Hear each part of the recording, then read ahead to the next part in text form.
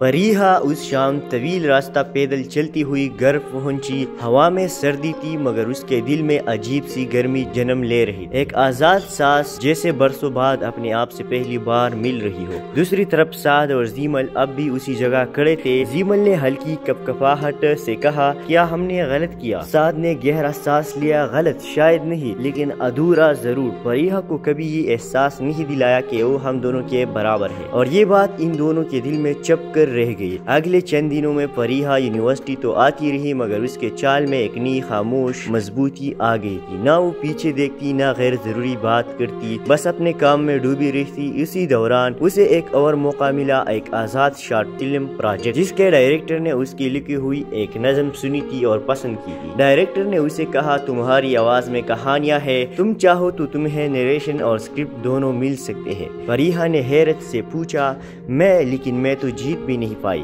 Director ہنس پڑا، مقابلے نتیجے دیتے ہیں مگر تخلیق راستے دیتے ہیں۔ اسی دن فریحہ نے فیصلہ کر لیا، وہ اب دوسروں کے تعریف کے پیچھے نہیں بھاگے گی، اپنے قدم خود بنائے گی۔